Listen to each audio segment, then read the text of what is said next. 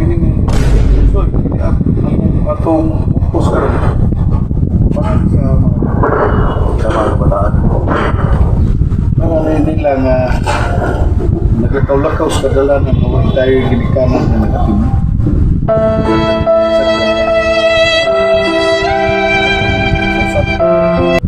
Minautang nga mga tuhok nila sa ilang mga ito ang katahong.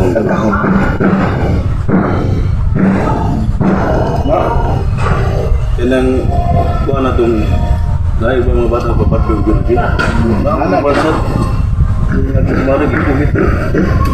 Ito ba yun? Ito bata ito? Hindi ba? Taon, nakasal na gina. Pero kung nakatay ka ito, no? Pasisyal kita. Muna yung pupus ka ron. Hindi mga bagkiyot, upuri na ito. Mga bagkiyot. Upuri na mata kaya ni. Ay, ang gaong na ito sa itong sista, pasol na kasi. Ba't tala sa ito? Eh? Ato na suka itong ito. Okay. Mga kabataan, naglatagaw sa kadalanan, obligasyon, kinisa ginikanan, ang pag-atiban, ang ikinahanglan, kadilipasan ang atong kabataan. Mga kabataan, naglatagaw sa kadalanan, obligasyon, kinisa ginikanan,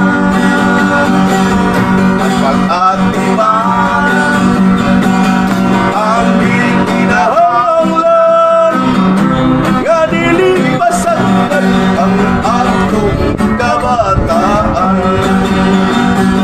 Kamong ginikanan, angay kamong na mag-atiban, dili kayo ninyo sila pasagdan ang kabataan. Ayaw ninyo pasagdi, maglakaw-lakaw sila sa tali, basig mahimo sa DSWD, maunay importante. Kamong ginikanan, angay kamong nga mag-atiman, dili kayo ninyo sila pasagdan ang kabataan. Ayaw ninyo pasagdi, maglakaw-lakaw sila sa kali, basig mahimo sa DSWD, maunay importante. Maunay importante. Maunay importante. Balik kong subscribe sa among YouTube channel Sa Baguio Boys TV. Boys TV. Tell me pretty lies, look me in the face. Tell me that you love me, even if it's fake.